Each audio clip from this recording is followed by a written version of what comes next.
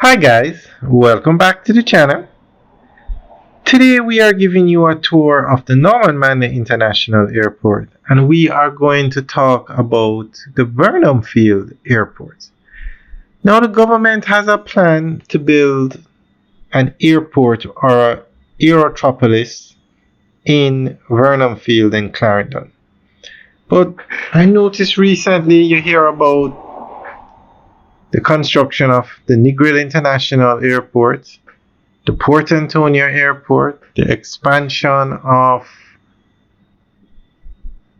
the Ian Fleming International Airport, major upgrades and runway extensions at the Norman Manley International Airport, and work being done at the Sangster International Airport. You even hear about Tinsapen Aerodrome moving to the Norman Manley International Airport. But one thing we're not hearing anything about is the Vernamfield project. Now, the other airports that we mentioned, especially the one in Negril, is needed. But Vernamfield also would play a major role in Jamaica. But I notice we're not hearing anything more on Vernamfield.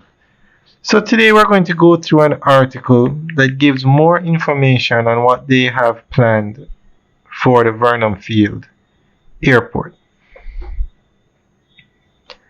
The proposed Vernamfield Airport project in Clarendon, Jamaica represents one of the country's most ambitious infrastructure ventures aimed at reshaping the nation's air transport and logistics landscape.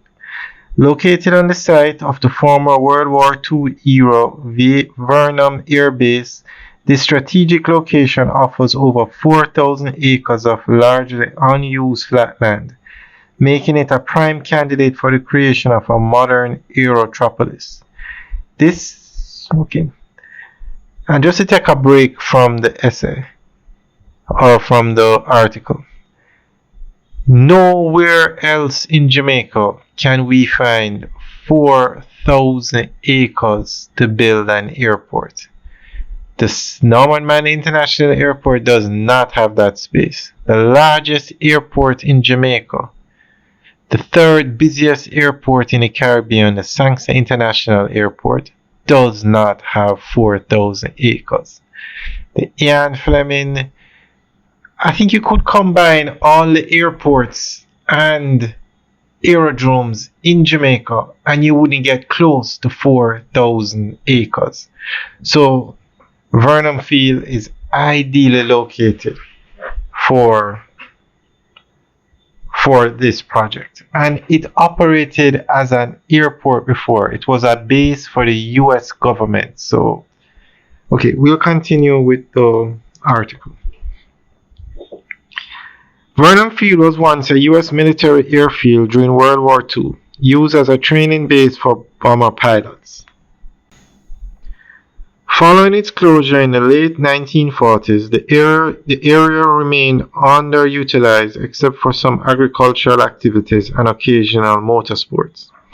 In the 2000s and 2010s, Jamaica's government began to explore the possibility of converting the site into a new international airport that would focus heavily on cargo, aviation maintenance, and logistics.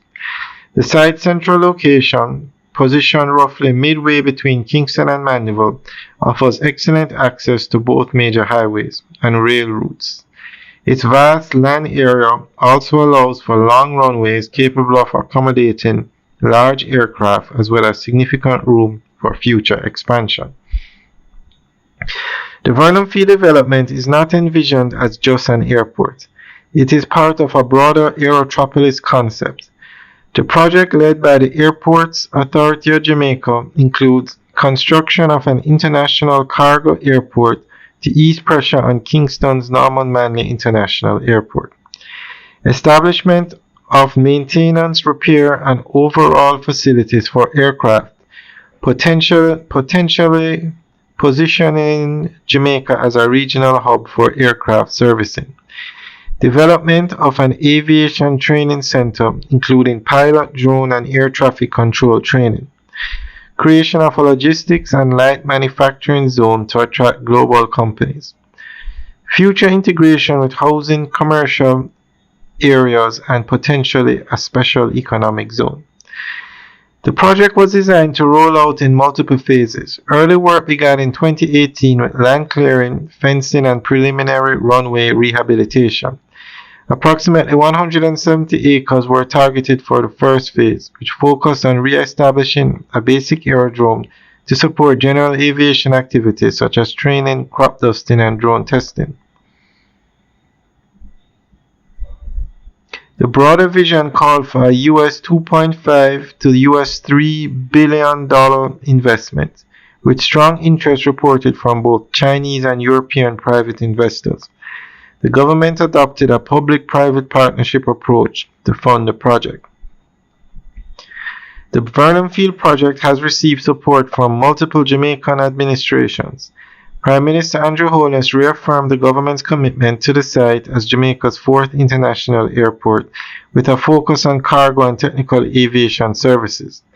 Former Transport Minister Mike Henry was also a vocal proponent, often highlighting the potential to generate tens of thousands of jobs,